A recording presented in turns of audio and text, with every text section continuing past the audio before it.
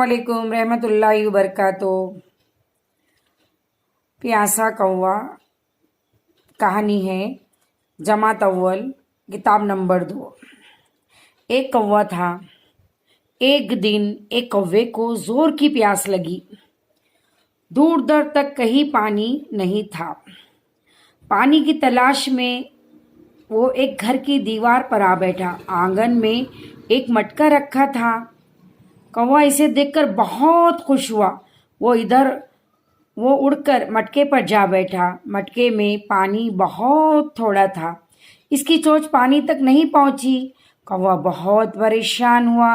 इसने इधर उधर देखा। एक तरफ बहुत सी कंकरे पड़े थे।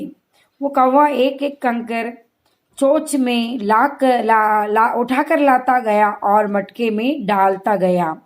जब मटके में कंकर जमा हो गए तो पानी ऊपर आ गया।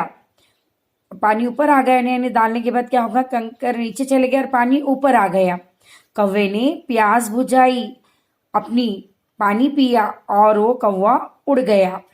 अब उसके बाद आपको ये कहानी तो सुने आपने, तो अब इसके सवालात है कुछ, तो इसके जवाबात भी अपने को, सवाल जवाब दोनों भी मैं आपको वो करेंगे। आप भी बोल सकते कौवा भूखा था या प्यासा था।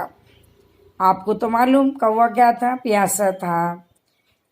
सुने ना आपने कहानी। मटका कहाँ रखा था, मटका आंगन में रखा था।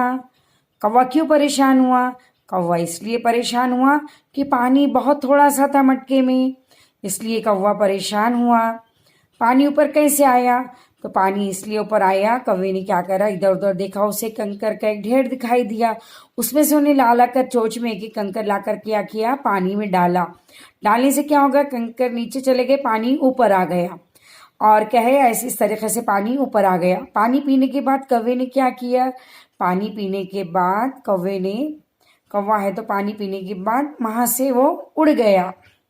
अगर आपको मेरी कहानी सुनना अच्छी लगी तो आप इसको लाइक करिए, सब्सक्राइब करिए और शेयर करिए।